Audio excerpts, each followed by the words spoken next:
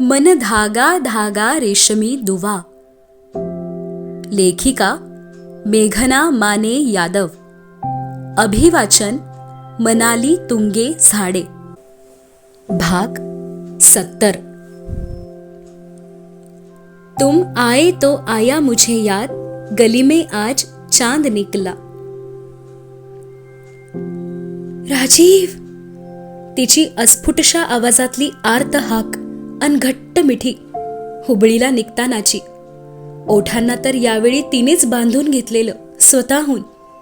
हे असं प्रेमळ धाडस पहिल्यांदाच केलेलं.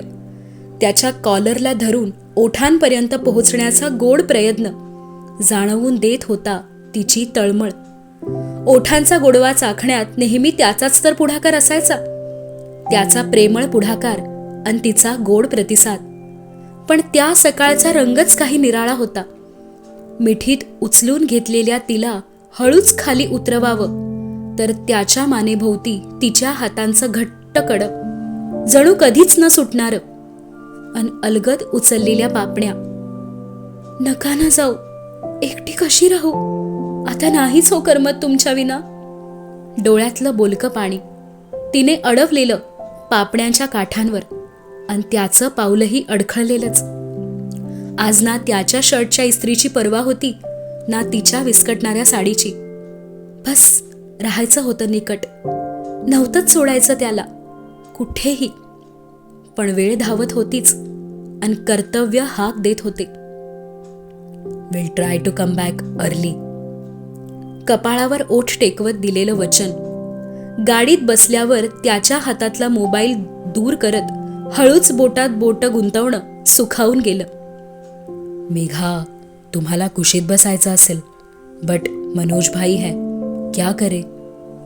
एअरपोर्टवर उतरता क्षणी सी यू सून म्हणत तो जे गर्रकन वळून निघून गेला ते मागे पाहिलंच नाही.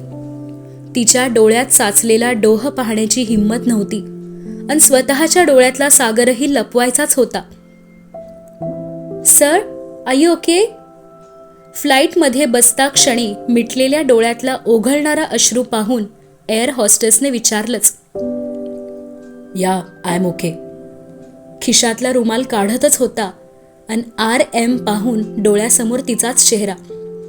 हुबळीतले 3ही दिवस अत्यंत तणावाचे होते. प्लॅन्टचे सर्वेक्षण करण्यास सेंट्रल मिनिस्ट्रीकडून कमिटी आली होती. या अप्रुव्हल शिवाय सोलर पॅनल्सचे प्रोडक्शन सुरू होणे अशक्य. 3 दिवस सलग चाललेले काम, एक प्रकारचे ऑडिटच. सरकारी कमिटीचे प्रश्न आणि सुप्रीम टीमची उत्तरे.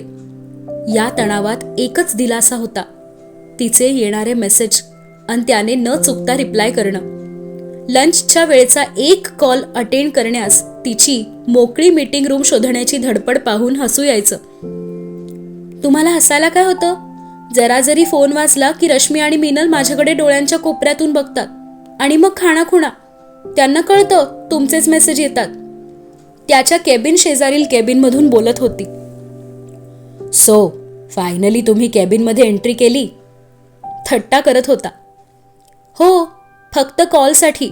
ही सेफ जागा आहे आणि आपला समुद्र सोबत.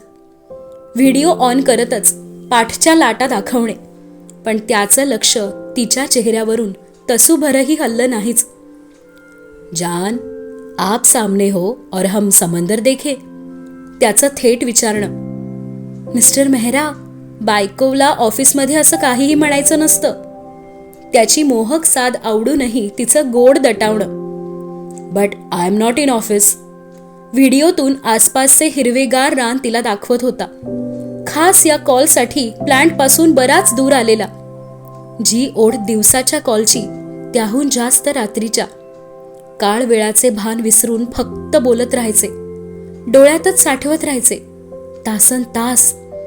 त्याच्या मधाळ बोलण्यावर तिच्या अर्धमिटल्या पापण्यांची धुंदी, फुललेला श्वास, डोळ्यातली ओढ त्यालाही बेधुंद करत होतीच. स्क्रीनवर ओठ टेकवून मिस यू म्हणा, तिचा गोड हट्ट तोही केला पूर्ण.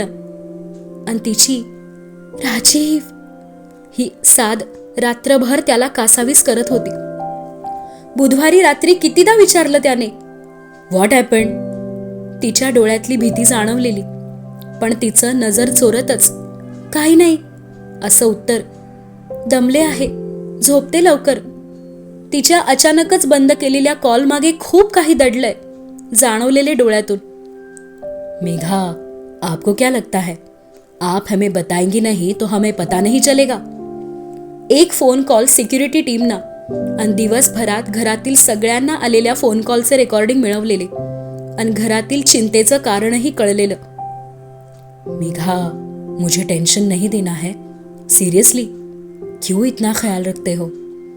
कॉल संपवून ती बसली असेल रडत आणि अश्रू पुसायला मी नाही सोबत. रात्रीच चंदीगडच्या फॉर्टिस हॉस्पिटलच्या मेडिकल डिरेक्टरना गेलेला फोन आणि बुवाजींसाठी बेस्ट मेडिकल सोयींची हमी. दुसऱ्या दिवशीही सकाळपासून फोनवर अपडेट घेणे सुरू. संध्याकाळपर्यंत तर बुवाजींच्या तब्येतीत सुधारणा झाली नाही तर इथूनच सरळ चंदीगडला जाण्याचा निर्णय.